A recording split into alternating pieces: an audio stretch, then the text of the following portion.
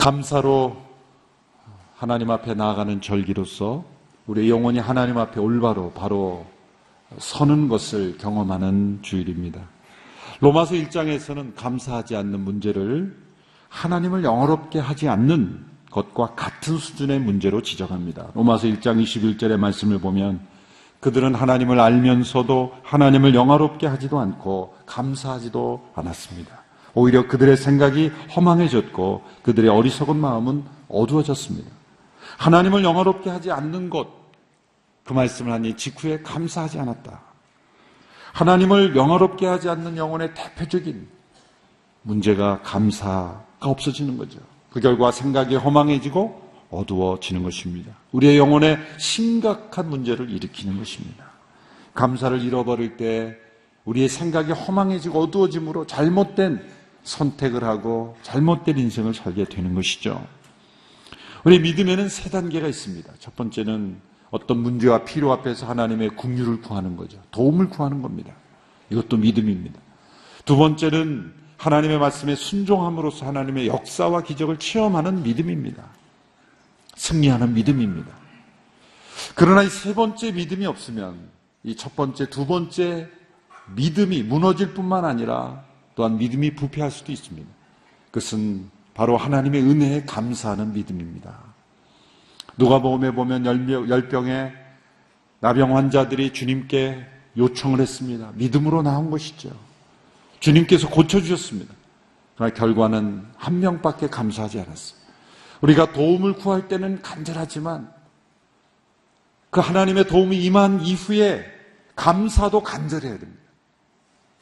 그러나 우리는 도움을 구하는 것은 간절한데 감사는 간절하지 못한 거죠. 우리가 열이라는 그 볼륨으로 소리로 하나님 앞에 도움을 요청한다면 우리의 감사도 열이 되어야 되는데 감사는 10분의 1이 될 때가 많다는 거죠. 우리는 이 빌립보서를 통해서 하나님께 감사하는 바울의 영혼을 보고 있습니다. 이 빌립보서에 나타난 바울의 믿음은 문제 해결을 구하는 믿음이 아닙니다. 또한 하나님의 역사와 기적을 체험함으로 기도하는 그런 믿음도 아닙니다. 감사하는 믿음입니다. 보십시오. 사도행전 16장에서 바울이 처음 빌립보에 갔을 때 거기에서는 기적이 나타났죠. 빌립보 감옥이 열렸습니다. 저녁에 기도하고 찬송할 때 감옥문이 열리는 기적을 체험했어요. 로마 감옥에서는 감옥문이 열리지 않았습니다. 기적이 나타나지 않았습니다. 그런데 바울의 영혼이 더 기뻐하고 감사하는 것은 어디입니까? 빌립보 감옥이 아니라 자신이 머물렀던 그 빌립보를 향하여 보낸 이 편지를 쓴 로마 감옥에서 그는 더욱더 기뻐하고 더욱더 하나님 앞에 감사하고 있다는 거죠. 그가 더 기쁨이 충만한 곳은 기적이 나타난 빌립보 감옥이 아니라 아무 기적이 없었던 로마 감옥이었다는 것. 그것을 우리가 빌립보서를 통해서 우리가 깨달을 수 있습니다. 오늘 본문 4장 4절의 말씀을 같이 함께 읽겠습니다. 시작. 주 안에서 항상 기뻐하십시오. 내가 다시 말합니다. 기뻐하십시오. 바울은 오늘 본문을 통해서 빌립보 교회 안에서 기쁨을 잃어버리게 하고 있는 요소를 지적합니다. 그런 것들을 어떻게 변화시켜서 충만한 기쁨을 누릴 것인가 권면하고 있습니다. 오늘 본문에 보면 두 가지 기쁨을 잃어버리게 하는 요소가 지적됩니다. 첫째는 갈등입니다. 빌립보서 4장 2절의 말씀 같이 읽습니다. 시작. 내가 유오디아에게 간청하고 순두계에게 간청하니 주 안에서 같은 마음을 가지십시오. 유오디아와 순두계, 이들이 빌립보 교회 지도자들인 것은 분명합니다. 혹은 성도들일 수도 있겠죠. 여러 사람들이 공람하는 이 편지에 이 두 사람의 이름을 기록한 것 자체가 두 사람에게는 책망이요, 때로는 부끄러움입니다. 그러나 짧게 이름을 언급하며 같은 마음을 품으라 이렇게 권면하고 있습니다. 이 유오디아와 순두계, 이 유집사님과 순집사님, 유권사님과 순권사님, 유장로님과 순권사님, 이 유목사와 순목사, 이 두 사람의 문제는 가볍게 넘길 문제 같지만 사실은 작은 갈등의 불꽃이 결국 공동체 전체를 무너뜨리게 되는 거예요. 아무리 큰 이슈와 전쟁도 사실 파고 들어가면 두 사람 사이에 갈등일 수 있어요. 작은 갈등의 불꽃을 섬세하게 다루며 해결하는 이 바울의 모습을 보여주는 것이죠. 특별히 믿음의 공동체는 갈등이 전혀 없는 곳이 아니라 갈등을 건강하게 잘 해결해 가는 곳입니다. 스캇 팩이라는 미국 유명한 크리스찬 정신학자가 있죠. 이분이 쓴 Different Drum, 다른 북이라는 뜻이죠. 우리 모두가 다 다른 북인데 어떻게 공동체를 이루어가느냐, 그 책에서 이렇게 지적합니다. 아주 따끔하게 지적합니다. 성도들은 교회를 그리스도의 몸이라 부르기를 좋아하면서 아무런 고통 없이, 아무런 희생 없이, 아무런 헌신 없이 그리스도의 몸이 저절로 되는 줄 착각한다는 거죠. 그래서 거짓말이라는 거예요. 거기에는 헌신이 요구되고 희생이 요구되고 때로는 뼈를 깎는 십자가의 고통을 우리 모두가 담당함으로써만 이루어갈 수 있는 것이지 저절로 이루어지는 것이 아니다라는 거예요. 그래서 이분은 이렇게 말합니다. 진정한 공동체의 특성 중 하나는 은혜롭게 싸울 수 있는 것이다. 은혜롭게 싸울 수 있는 것이다. 교회가 한 사람 한 사람을 포용할 때 그것은 진정한 공동체를 이루기 위한 포용이어야지 성도 수를, 교인 수를 늘리기 위한 포용이 돼서는 안 된다는 거예요. 성도 한 사람 한 사람의 그런 헌신, 참여, 마땅히 자기가 책임져야 될 책임, 이런 것들을 해야 된다는 거예요. 저희 온누리교회가 모든 성도들이 교인으로 등록하기 위해서는 1대1을 다 해야 되잖아요. 헌신을 요구하는 거예요. 예전에는 한 20 몇 년까지는 그냥 새가족 등록과정 강의 듣고 등록하고 그 다음에 1대1을 선택했지만 이제 7, 8년 전부터는 등록 과정 자체가 1대1로 해야 되잖아요. 꼭 이런 걸 해야 되는가? 해야 되는 거예요.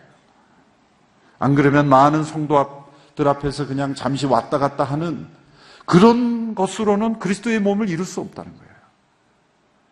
제가 이 책을 읽으면서 정말 다시 생각하게 하는 걸 이분은 뭐라고 주장하면 교회가 주일날 출석을 불러야 된다는 거예요. 왜 출석을 못 부르냐 하면 성도들이 귀찮다고 교회를 떠나갈까 봐 못 부른다는 거예요. 그건 두려움이다, 두려움.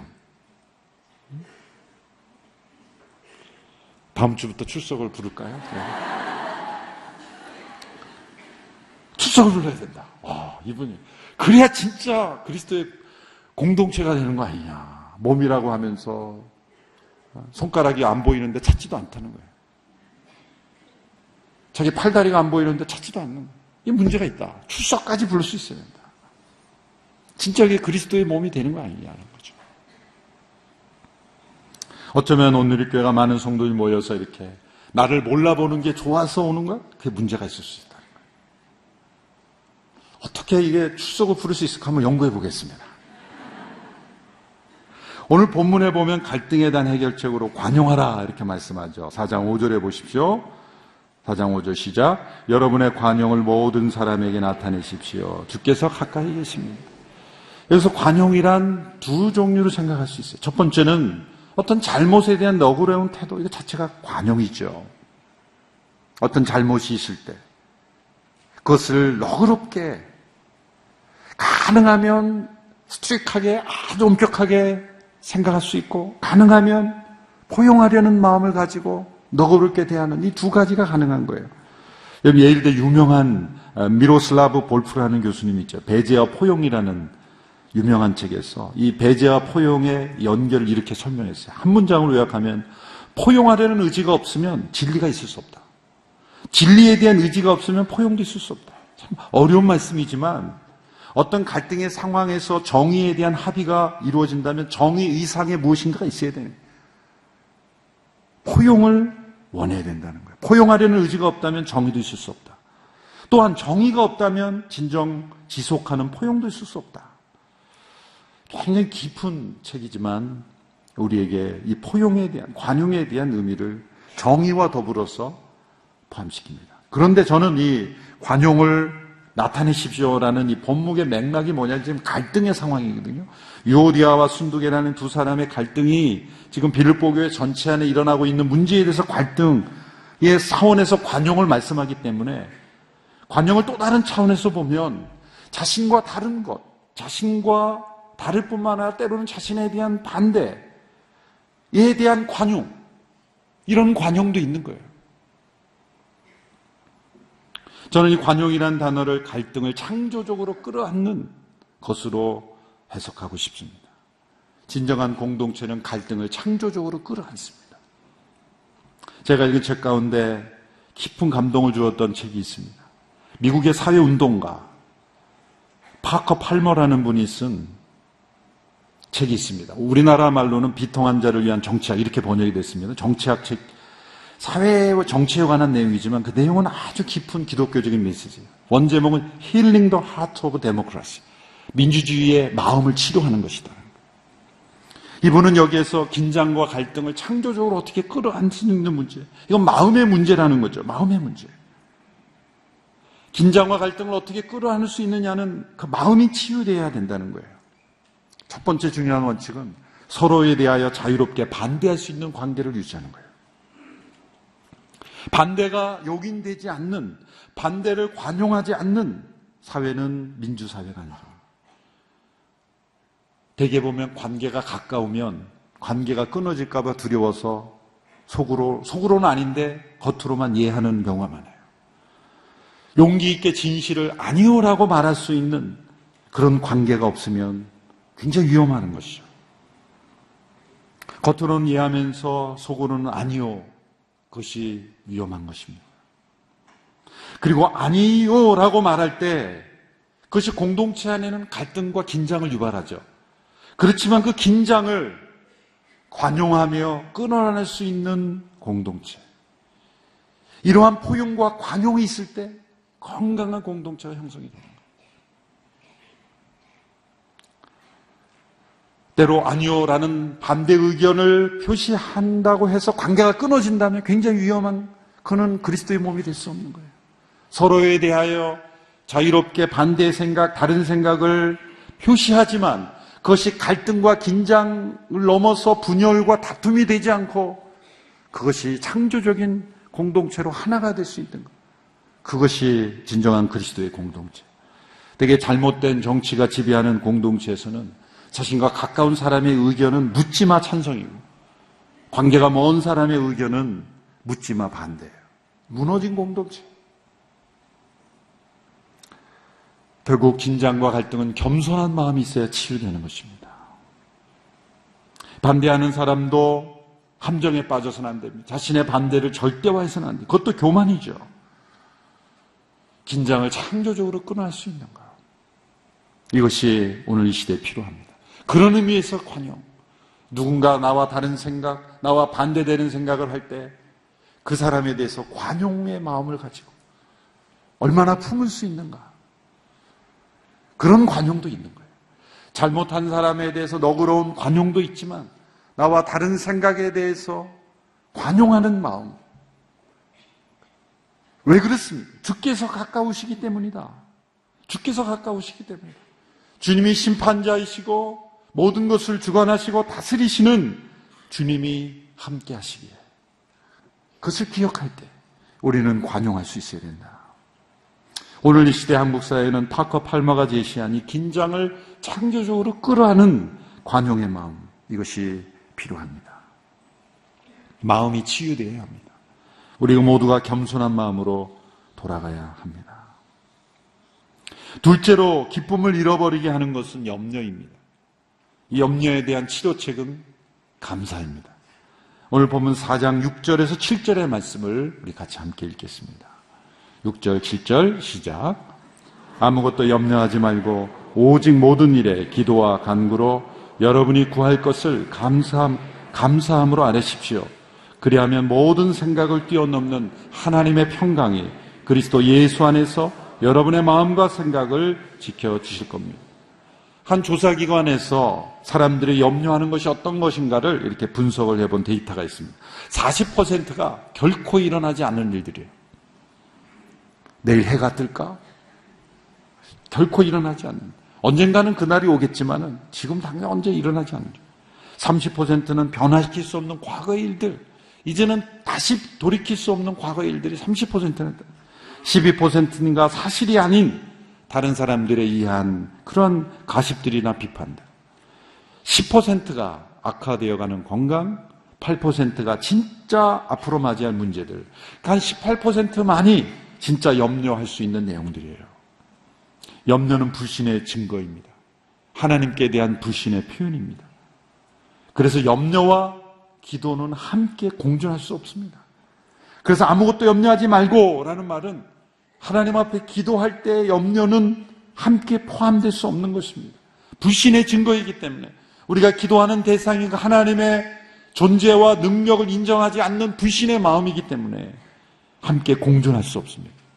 기도와 함께 공존해야 되는 건 뭡니까? 감사라는 거죠. 우리의 염려를 치료하고 해독하는 영적인 치료약은 감사입니다. 거룩한 연금술이 필요한 거예요. 감사가 염려의 문제를 치료합니다. 여러분, 염려가 떠오를 때마다 그걸 감사로 바꾸라는 거예요. 왜냐하면 염려와 감사가 같은 문제를 다루고 있기 때문이에요. 염려하는 게 왜 염려합니까? 왜 이런 문제가 나에게 생겼는가 아닙니까? 감사도 마찬가지입니다. 감사는 그 문제가 생긴 목적을 향해 나아갑니다. 하나님께서 목적 없이 이런 일을 나에게 허락하지 않으신다. 하나님은 돌보고 계신다. 하나님은 주관하고 계신다. 하나님은 역사하고 계시다.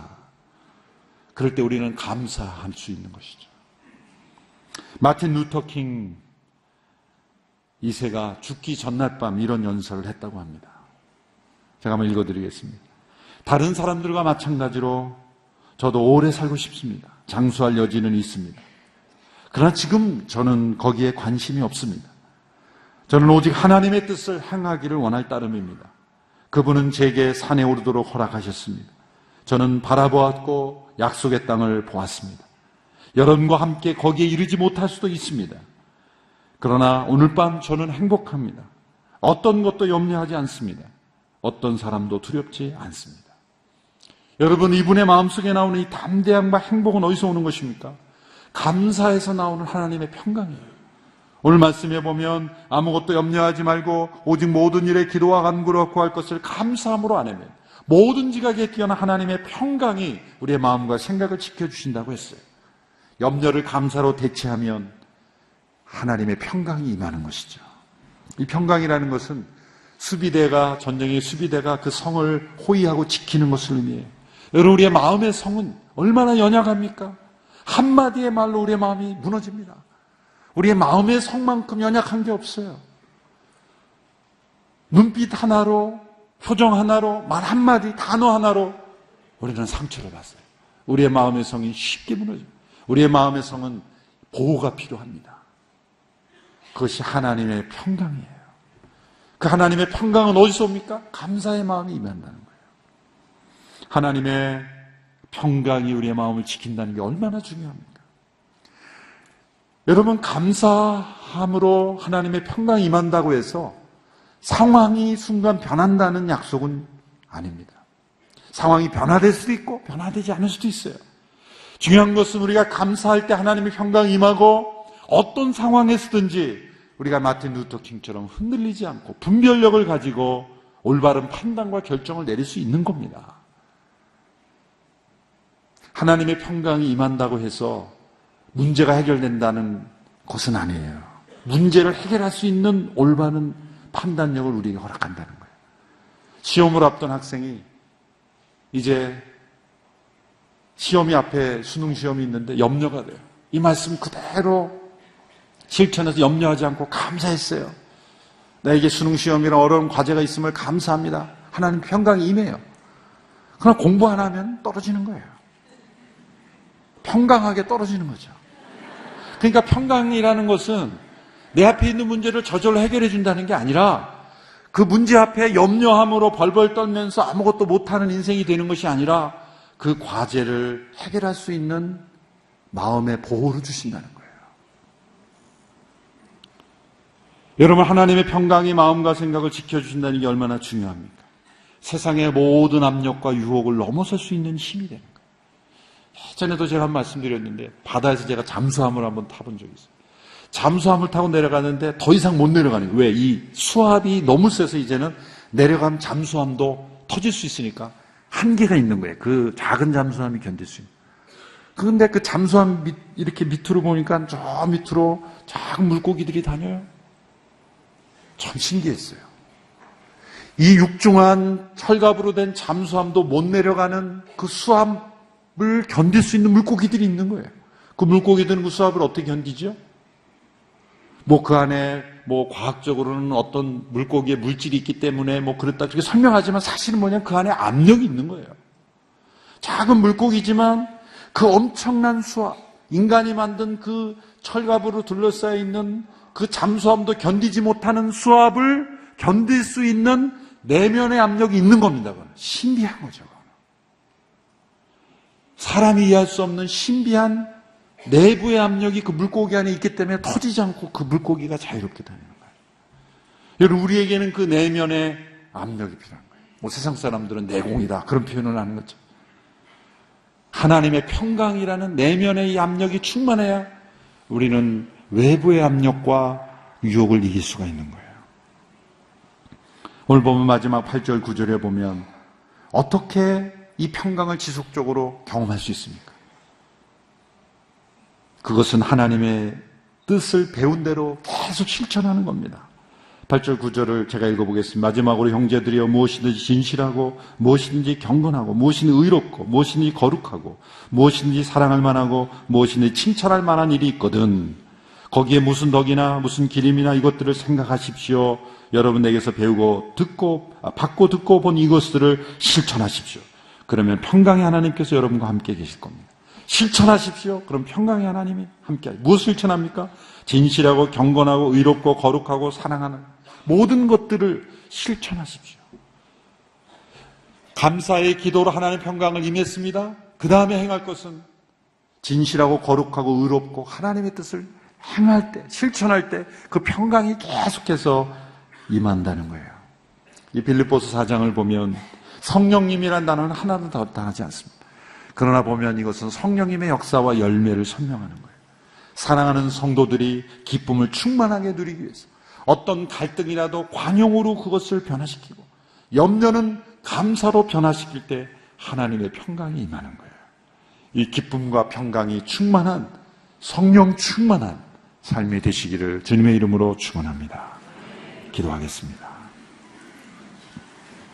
하나님 아버지, 우리에게 허락된 이 기쁨과 평강이 충만한 삶 누리기를 원합니다. 우리를 다스려 주시옵소서. 평강을 잃어버린 나라 민족 가운데 하나님의 평강을 허락하여 주옵소서. 분별력을 잃어버리고 어둡고 허망한 생각에 사로잡힌 백성들이 되지 않게 하여 주옵소서. 하나님께서 이 나라 민족에 베풀어 주신 그 축복에 감사하지 않을 때 우리의 영혼이 어두웠습니다. 교만해졌습니다. 다투고 분열했습니다. 이기심과 탐욕이 가득 찼습니다. 주님, 다시금 하나님께서 우리에게 베풀어 주신 은혜에 감사함으로 우리 영혼이 밝아지고 분별력 있는 백성들이 되게 하여 주시옵소서. 하나님의 백성들, 그리스도의 몸된 공동체가 갈등을 관용으로 변화시키며 염려를 감사로 변화시키므로 하나님의 평강이 임하는 공동체 되게 하여 주옵소서. 예수님의 이름으로 기도하옵나이다. 아멘.